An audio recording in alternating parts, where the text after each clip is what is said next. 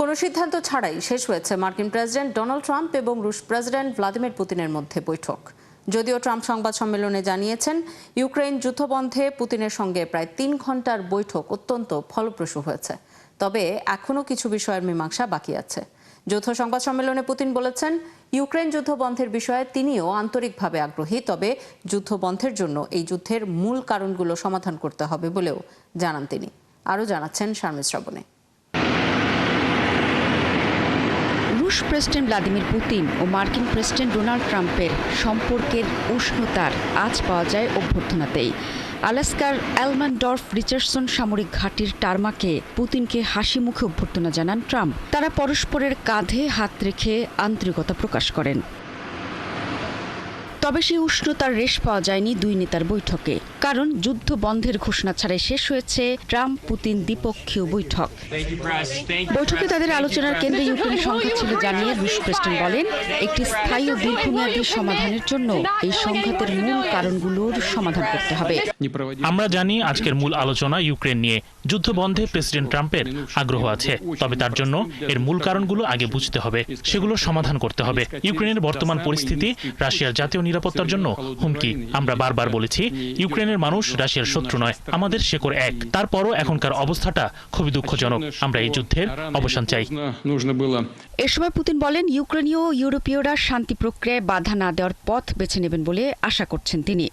পুতিনের পরে সংবাদ সম্মেলনে কথা বলেন মার্কিন প্রেসিডেন্ট ট্রাম্প। তিনি জানান আলোচনা ফলপ্রসূ হয়েছে, তবে জানান ইউক্রেনের প্রেসিডেন্ট ও নেটো মিত্রদের সাথে কথা বলেই এই বিষয়ে সিদ্ধান্তে আসা যাবে। আমি মনে করি খুবই ফলপ্রসূ আলোচনা হয়েছে। অনেক বিষয়ই আমরা একমত হয়েছি। আমরা লক্ষ্যে এখনো পৌঁছাইনি, তবে যাত্রা শুরু করেছে। চুক্তি না হওয়া পর্যন্ত তো চুক্তি বলা যাবে না। কিছুক্ষণের মধ্যেই আমি ন্যাটোর সাথে কথা বলবো, প্রেসিডেন্ট জেলেনস্কির সাথেও কথা বলবো, তাকে আজকের বৈঠকের বিষয়ে জানাবো। দুই নেতার পরবর্তী বৈঠক মস্কোতে হতে পারে বলে ইঙ্গিত দিয়েছেন দুজনই। এদিকে ক্ষমতাধর দুই নেতার এই আলোচনাকে স্বাগত জানিয়েছেন ইউক্রেনের প্রেসিডেন্ট ভলোদিমির জেলেনস্কি, তবে আবারও জোর দিয়ে বলেছেন যে শান্তি প্রতিষ্ঠার জন্য ইউক্রেনকে অবশ্যই আলোচনায় অন্তর্ভুক্ত করতে হবে। শারমিন শ্রাবণী, একাত্তর। এদিকে রুশ প্রেসিডেন্ট পুতিন ও মার্কিন প্রেসিডেন্ট ট্রাম্পের শীর্ষ সম্মেলনে কোনো চুক্তি না হওয়ায় হতাশা জানিয়েছেন কিয়েভের বাসিন্দারা। পুতিনকে আলাস্কায় উষ্ণ অভ্যর্থনা জানানোয় অনেক ইউক্রেনীয় ট্রাম্পের কঠোর সমালোচনাও করেছেন। এছাড়া বৈঠকে ইউক্রেনের প্রেসিডেন্ট জেলেনস্কি না থাকায় এর গ্রহণযোগ্যতা নিয়েও কেউ কেউ প্রশ্ন তুলেছেন। সেখানে সশস্ত্র লোক দিয়ে পুতিনের মুখ মাটিতে চেপে ধরতে হবে। এটা ছাড়া আমি অন্য কোনো দৃশ্য কল্পনাও করতে পারি না। তাছাড়া আমাদের প্রেসিডেন্ট ছাড়া কিসের আলোচনা? এটার সাথে আমাদের দেশের ভাগ্য জড়িত। তারা কে এই বিষয়ে সিদ্ধান্ত নেয়ার? এটা খুবই জটিল। আমরা বাস্তব পদক্ষেপ এবং যুদ্ধের সমাপ্তি আশা করি। আমরা ইউক্রেনের বিজয় আশা করি। ট্রাম্প আসলে কি ভাবছেন তা আমি জানি না। আমার ধারণা তিনিও পুতিনের মতো একই রকম।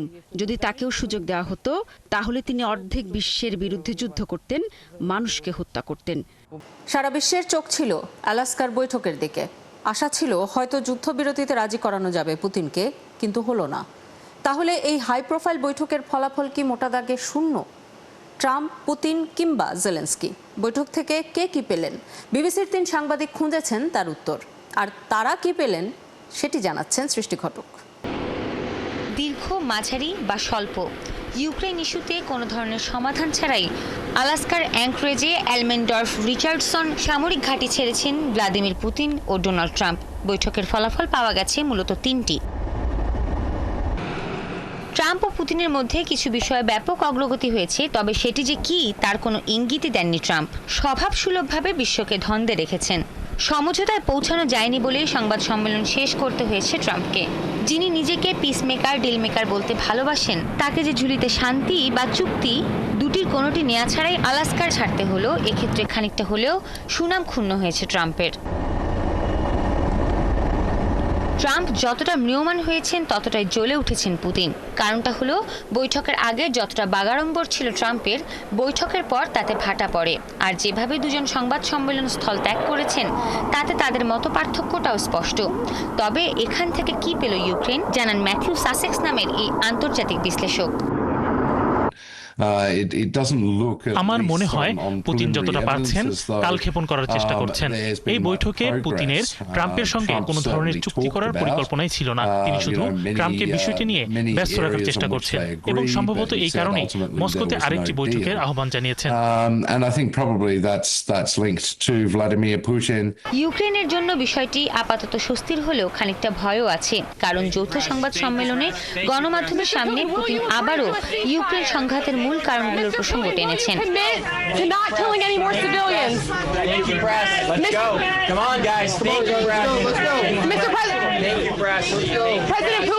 অর্থাৎ ইউক্রেনকে সামরিক বাহিনীর আকার ছোট করতে হবে এবং নেটোতে যোগ দিতে পারবে না। সঙ্গে এও পরিষ্কার যে ইউক্রেন থেকে সেনা সরাবে না মস্কো, আর ক্রিমিয়া সহ যেসব এলাকা তারা দখলে নিয়েছে সেগুলোতেও তারা ছাড় দেবে না। তাতে আসলে যেখানে ছিল সেখানেই রয়ে গেল ইউক্রেনের অবস্থান। সৃষ্টি ঘটক, ৭১। রুশ প্রেসিডেন্ট পুতিনকে লেখা মার্কিন ফার্স্ট লেডি মেলানিয়া ট্রাম্পের ব্যক্তিগত চিঠি পৌঁছে দিয়েছেন প্রেসিডেন্ট ডোনাল্ড ট্রাম্প নিজে। হোয়াইট হাউসের 2 কর্মকর্তা বিষয়টি নিশ্চিত করেছেন। ওই কর্মকর্তারা বলেছেন, অ্যালাস্কায় বৈঠকের সময় ট্রাম্প নিজ হাতে মেলানিয়ার চিঠিটি পুতিনকে পৌঁছে দেন। মেলানিয়া প্রেসিডেন্ট ট্রাম্পের সঙ্গে অ্যালাস্কা সফরে যাননি। মেলানিয়ার চিঠিতে কি লেখা আছে তা নিয়ে ওই 2 কর্মকর্তা বিস্তারিত জানাননি, শুধু বলেছেন এতে ইউক্রেন যুদ্ধে শিশুদের অপহরণ করার বিষয়টির উল্লেখ আছে। রুশ বাহিনীর হাতে ইউক্রেনীয় শিশুদের অপহৃত হওয়ার বিষয়টি ইউক্রেনের জন্য অত্যন্ত স্পর্শকাতর একটি ইস্যু। ইউক্রেন অভিযোগ করেছে রুশ বাহিনী হাজার হাজার ইউক্রেনীয় শিশুকে অপহরণ করেছে এবং তাদের পরিবার বা অভিভাবকের অনুমতি ছাড়াই রাশিয়া বা দখল করা এলাকায় নিয়ে গেছে। তবে রাশিয়ার দাবি তারা শুধু যুদ্ধক্ষেত্র থেকে অসহায় শিশুদের রক্ষা করছে। এদিকে ইউক্রেনের যুদ্ধবিরতির আলোচনার মধ্যেও ইউক্রেনে হামলা চালিয়ে যাচ্ছে রুশ সেনারা। গত 1 সপ্তাহে ইউক্রেনের ডনেৎস্কের আরও অন্তত 7টি অঞ্চল নিজেদের দখলে নেয়ার দাবি করেছে রাশিয়া। একই দিন ইউক্রেনে রুশ বাহিনী আরও বোমা হামলা চালিয়েছে বলে জানিয়েছে কিয়েভ। রুশ প্রতিরক্ষা মন্ত্রণালয় জানিয়েছে, আগস্টের 9 তারিখ থেকে 15 তারিখ পর্যন্ত ইউক্রেনের বাণিজ্যিক ও সামরিক অবকাঠামো লক্ষ্য করে হামলা চালানো হয়। এ সময় ইউক্রেনের একটি Su-27 যুদ্ধ বিমান, 27টি গাইডেড বোমা এবং 2100-র বেশি ফিক্সড উইং ড্রোন ভূপাতিত করেছে রুশ বাহিনী। এদিকে ইউক্রেনের সেনাবাহিনী জানিয়েছে শুক্রবার তারা রাশিয়ার বিভিন্ন জায়গায় হামলা চালিয়েছে।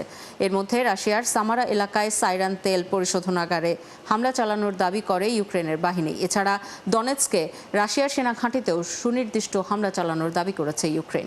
ইসরায়েলি হামলায় গত 24 ঘন্টায় আরও 44 জন ফিলিস্তিনি নিহত হয়েছেন। এর মধ্যে ত্রাণ প্রত্যাশী ছিলেন 16 জন। জাতিসংঘের মানবাধিকার কমিশন জানিয়েছে, মে মাসে জিএইচএফ-এর ত্রাণ সরবরাহ চালু হওয়ার পর 1760 জন ফিলিস্তিনি নিহত হলেন। এছাড়া এক কিশোরীর মৃত্যু হয়েছে অনাহার ও অপুষ্টির কারণে। গাজায় ইসরায়েলি অবরোধ ও খাদ্য চিকিৎসা সরবরাহ বন্ধ করে দেয়ায় দুর্ভিক্ষ চলছে এবং প্রাণহানি ঘটাচ্ছে। পশ্চিম তীরে 4000-এর বেশি নতুন বসতি নির্মাণের অনুমোদন দিয়েছে ইসরায়েল। কট্টর ডানপন্থী অর্থমন্ত্রী বেজালেল স্মোট্রিচ এই সিদ্ধান্ত ঘোষণা করেন। অর্থমন্ত্রী স্মোট্রিচ জানান, নতুন বসতি প্রকল্পের জন্য শিগগিরই বাড়ি নির্মাণের দরপত্র অনুমোদন করা হবে। ইসরায়েলি বসতি বিরোধী পর্যবেক্ষক সংস্থা পিসনাও জানিয়েছে, অনুমোদিত 4030টি আবাসন ইউনিটের মধ্যে 730টি নির্মিত হবে আরিয়েলের পশ্চিমাঞ্চলে বিদ্যমান বসতিতে এবং বাকি 3300টি স্থাপন করা হবে মা আলে আদুমিম এলাকায়। আলজেরিয়ার রাজধানী আলজিয়ার্সে একটি যাত্রীবাহী বাস নদীতে পড়ে অন্তত 18 জন নিহত হয়েছে। আহত হয়েছে আরও অন্তত 10 জন। কর্তৃপক্ষ জানিয়েছে, শুক্রবার বাসটি নিয়ন্ত্রণ হারিয়ে সেতু থেকে এলহারাজ নদীতে পড়ে যায়। আহতদের মধ্যে 2 জনের অবস্থা গুরুতর, তাদের স্থানীয় হাসপাতালে ভর্তি করা হয়েছে। উদ্ধার কাজ চলছে বলেও জানিয়েছে কর্তৃপক্ষ। এতে অংশ নিয়েছে 25টি অ্যাম্বুলেন্স এবং 16 জন ডুবুরি। তবে দমকল কর্মীরা ঘটনাস্থলে পৌঁছানোর আগেই উদ্ধার কাজ চালাতে নদীতে ঝাঁপিয়ে পড়েন স্থানীয় লোকজন, এমন তথ্য জানিয়েছে স্থানীয় গণমাধ্যমগুলো। পাকিস্তানের উত্তরাঞ্চলে প্রবল বৃষ্টিতে হঠাৎ বন্যা ও ভূমিধসে 24 ঘন্টায় নিহত সংখ্যা 200 ছাড়িয়ে গেছে। এছাড়া ত্রাণ সামগ্রী নিয়ে যাওয়ার সময় একটি হেলিকপ্টার বিধ্বস্ত হয়ে 5 জন নিহত হয়েছেন। একই দিন ভারত নিয়ন্ত্রিত জম্মু কাশ্মীরে মেঘ ভাঙা বৃষ্টিতে বন্যা ও ভূমিধসে মৃতের সংখ্যা বেড়ে 60 জনে দাঁড়িয়েছে। ধ্বংসস্তূপের নিচে 5 শতাধিক মানুষ আটকা পড়েছে বলে আশঙ্কা করা হচ্ছে। এদিকে তীব্র তাপদাহে বিপর্যস্ত ইউরোপে দাবানলে জ্বলছে অনেক দেশ। সৃষ্টি ঘটকের রিপোর্ট। পাকিস্তানের দুর্যোগ কবলিত অঞ্চলে ত্রাণ সামগ্রী নিয়ে যাচ্ছিল একটি হেলিকপ্টার, কিন্তু খারাপ আবহাওয়ার কারণে খাইবার পাখতুনখোয়া প্রদেশের বাজাউরে বিধ্বস্ত হয়। মারা যান 2 পাইলট সহ 5 আরোহী। ভয়াবহ বন্যার কবলে পড়েছে দেশটির উত্তর পশ্চিমাঞ্চল। খাইবার পাখতুনখোয়া প্রদেশ ও গিলগিত বালতিস্তান অঞ্চলে অভিযান চালিয়ে একের পর এক মরদেহ উদ্ধার করছে জরুরি সহায়তাকারী দল। পাকিস্তান নিয়ন্ত্রিত আজাদ কাশ্মীরেও বহু মানুষ হতাহত হয়েছেন, ক্ষতিগ্রস্ত হয়েছে বহু বাড়িঘর। দুর্যোগ মোকাবেলায় উচ্চ পর্যায়ের জরুরি বৈঠক ডেকেছেন প্রধানমন্ত্রী শাহবাজ শরীফ। বন্যা কবলিত এলাকায় দ্রুত ত্রাণ তৎপরতা শুরুর নির্দেশ দিয়েছেন তিনি। ভারত নিয়ন্ত্রিত কাশ্মীরেও মেঘ ভাঙা বৃষ্টিতে হঠাৎ বন্যায় মৃতের সংখ্যা কেবলই বাড়ছে। এখনও ধ্বংসস্তূপের নিচে আটকা পড়া 5 শতাধিক মানুষকে উদ্ধারে অভিযান চালিয়ে যাচ্ছে উদ্ধারকারীরা। উদ্ধার কাজে অংশ নিয়েছে জাতীয় বিপর্যয় মোকাবেলা বাহিনী, রাজ্য বিপর্যয় মোকাবেলা বাহিনী, পুলিশ, সেনাবাহিনী ও স্থানীয় স্বেচ্ছাসেবকরা। এদিকে তীব্র বৃষ্টির পর এখনও বন্যার পানিতে তলিয়ে আছে চীনের গুয়াংডং প্রদেশের বিভিন্ন অঞ্চল। দক্ষিণাঞ্চলে মৌসুমী ঝড় পডুলের প্রভাবে ভারী বৃষ্টিপাত হচ্ছে। ফোসান শহরের 2টি এলাকায় জারি করা হয়েছে রেড অ্যালার্ট। এশিয়ার বিপরীতে তীব্র দাবদাহে নাজেহাল অবস্থা ইউরোপের। স্পেনের উত্তর পশ্চিমাঞ্চলের বনভূমিতে টানা 11 দিন ধরে জ্বলছে দাবানল। এরই মধ্যে 1,48,000 হেক্টর এলাকায় ছড়িয়ে পড়েছে আগুন। পর্তুগালের দক্ষিণাঞ্চলের দাবানল নিয়ন্ত্রণে কাজ করে যাচ্ছেন হাজারো দমকল কর্মী। তবে ঝোড়ো বাতাসের কারণে আগুন আরও বিস্তীর্ণ এলাকায় ছড়িয়ে পড়ছে। গ্রিসের পশ্চিম পেলোপনিসে জ্বলতে থাকা দাবানল ছড়িয়ে পড়েছে দেশটির 3য় বৃহত্তম শহর পাত্রাসের কাছাকাছি বনাঞ্চলেও। এ দাবানল নিয়ন্ত্রণে দিনরাত কাজ করছে দমকল বাহিনী। সৃষ্টি ঘটক, 71। এই ছিল আজকের আয়োজনে। বিশ্বের নানা প্রান্তের নানা রকম সব খবর নিয়ে কাল সকাল 9:30 আবারও হাজির হবে বিশ্বযোগ। চোখ রাখুন 71-এর ফেসবুক পেজে এবং সাবস্ক্রাইব করুন 71-এর ইউটিউব চ্যানেল। 71-এর সাথেই থাকুন।